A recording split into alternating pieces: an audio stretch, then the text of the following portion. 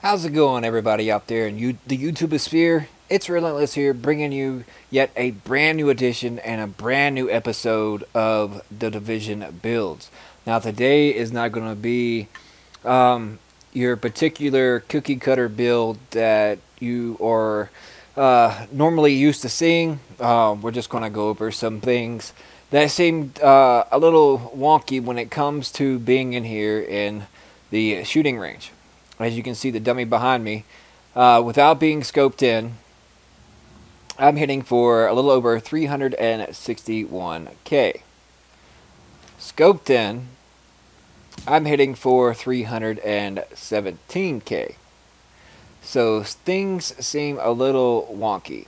The only difference is I'm still hitting for 317k when I crit to the body, and 317.5k when I get an automatic crit.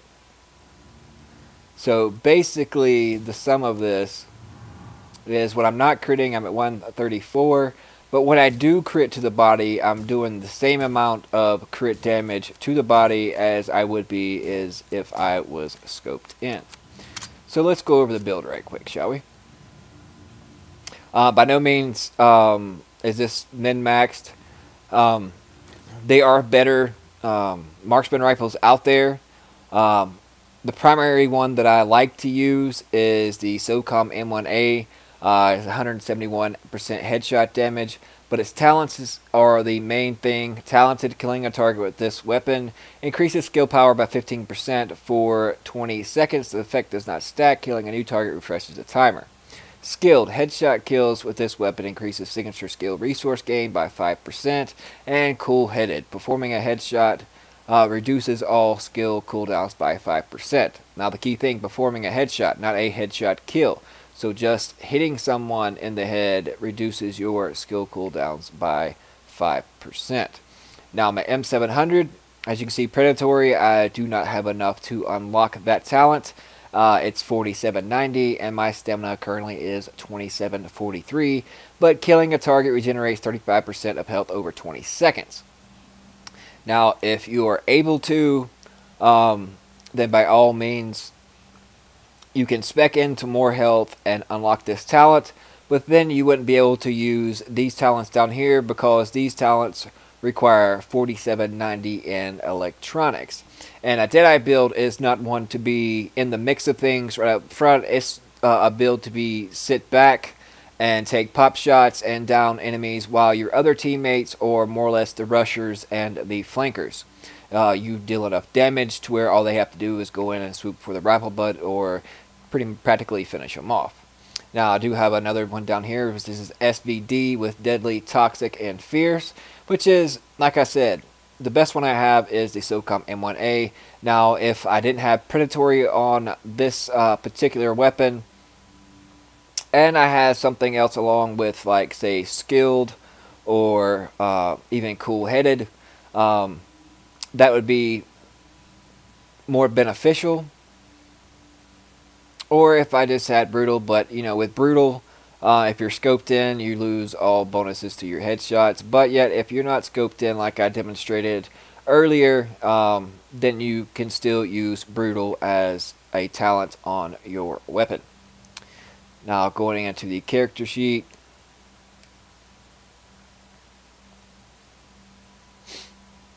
I'll get 104% headshot, 176% headshot damage, 104% crit damage.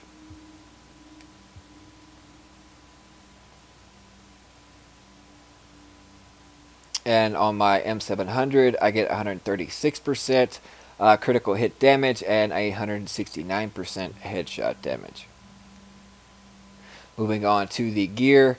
I have a good armor base roll on this. I just wish the major attributes on this chest piece down here, as you can see, the skill haste and the health would be on this chest piece up here. I prefer skill haste over the protection from elites, but the protection from elites do come in handy when doing incursions or anything PvE. And in the mod slots, I have 263 electronics and 3% skill haste, 261 firearms and 3% skill haste. Moving on to the mask. 1265 firearms, decent armor roll, with 9,382 skill power and 11% damage to elites when doing PvE. As you can see, also I have these other two Deadeye chest pieces down here. Especially if I wanted to be a little more tanky, I can always switch off to this mask. But my preferred way of actually running this build would be with this Tenacious mask. It increases damage by 10% for 10 seconds when using a medkit. But unfortunately, I have to use these Savage Gloves with marksman rifle damage, enemy armor damage, and crit hit damage due to the fact of I haven't been able to find a decent pair of Deadeye gloves that would best suit this build. Either it does not have the required major attributes that I'd like, or the armor roll is just way too low, or the main stat across the board is just way too low. So basically I just had to chunk them, and Savage Gloves will actually work here, especially when mainly hip firing and not actually scoped in. You can still hit crits with your weapon, as I demonstrated in the firing range above. But in the mod slot, I have 263 electronics and 3% skill haste.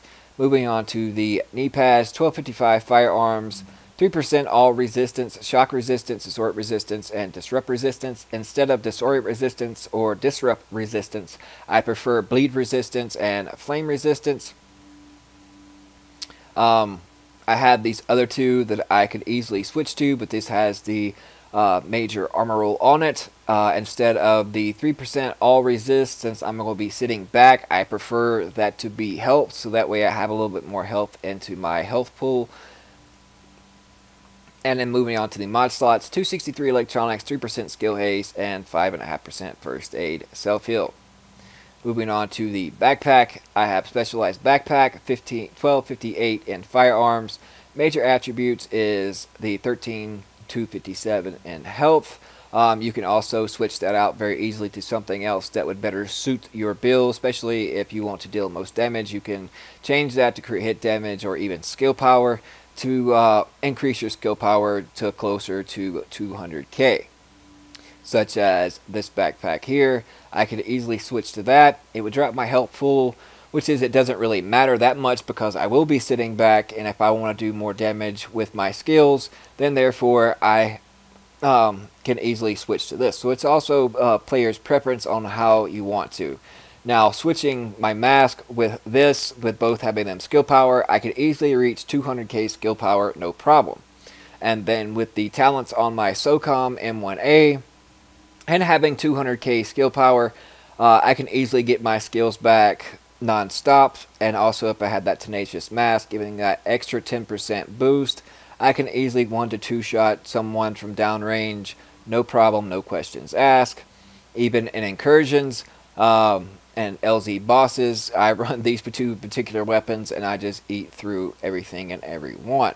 So basically it's player's preference. Moving on to the holster, 1265, a Bismol 1183 in stamina, and 1253.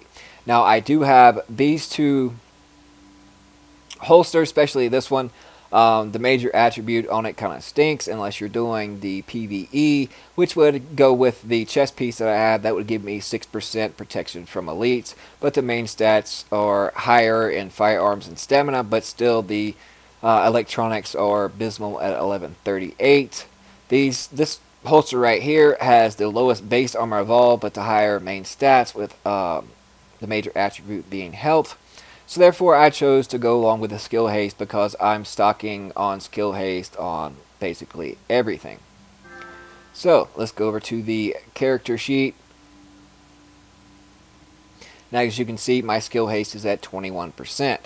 Now, if I actually had skill haste on my Deadeye gloves that I hope to get, then I would want marksman rifle damage, crit hit damage, and skill haste on them. That would be my go-to. That would put it at 28% skill haste. And then if I had the 7% skill haste onto my chest, that would put me at 35% skill haste. And then you accompany all that alongside of these talents on my SOCOM M1A, and I am easily able to get back my skills and even my signature skill very, very fast.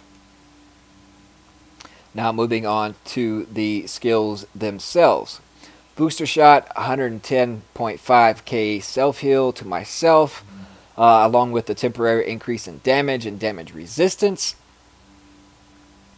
Also, it goes almost to 90k with ally heal. Its cooldown is at 33.9, and then you got to factor in the skill haste itself, and then the talents that I have on my SOCOM M1A that will continue to reduce those cooldowns even further than that. Each headshot will take away 5% of that timer. So as you can tell, you know, basically just take a couple pop shots at NPCs and you basically get your booster shot immediately right back, and it is very potent.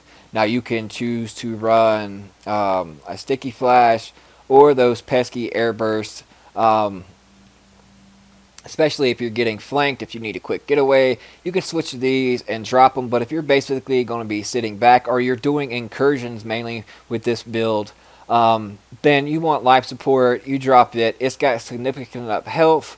It's got enough lifetime, and also is going to give you enough HP, especially if you incorporate those healing speed mods into your build along with that.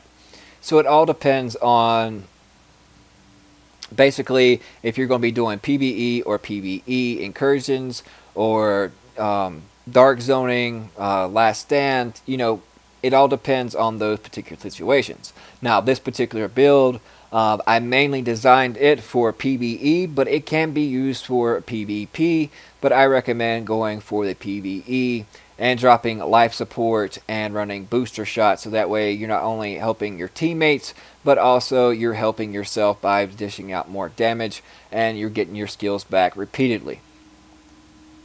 Without further ado, we'll go out through some NPCs. So as you can see, we are in the LZ, and I know there's NPCs over here, so we're going to stalk our prey. We're going to creep up on them and pounce on them and be tight on them, tight like a tiger. As you can see, our prey is right there. Let's see if we can just reach out and touch them.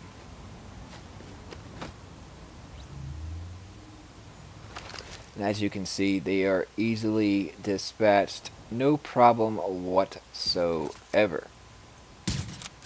Now you can run through the LZ with this build, no problem, no questions asked. Higher ranked NPCs, that is a given, but also you can easily 2-tap them with no problem. So I hope you enjoyed the build. I know it's a little different than what most Deadeye builds are out there, but it does significant enough damage, and as you can see, has more than enough skill power with skill haste and its talents on its SOCOM M1A to quickly get back your heals within a split second. So it has survivability and definitely enough firepower. So if you enjoyed it, very much appreciated if you would smack that like button, and if you're new to the channel, I'd very much appreciate it if you hit that sub button. There's still a Cinch Pro gaming controller giveaway going on. We just need a few more subs so that we can get that away, and also we'll be giving away another console, either it be a PS4 Pro or an Xbox S, and details on that will be coming up shortly in another video. But thank you guys so much. Be sure to check out the links in the description below, the giveaway link, and also the link to Revolution Gaming, a gaming community that's set on helping others with matchmaking, no matter what the game may be. Positive, uplifting, constructive discussion, no matter what the game may be. It's just a fun-loving, positive community of all things gaming. So check them out, and if you're looking for a Discord home, then check out Confluence Gaming Discord server. Thank you guys so much, and as always, I got broads in Atlanta, just to the lean the family, credit cards in the scammers, hitting the licks in the van.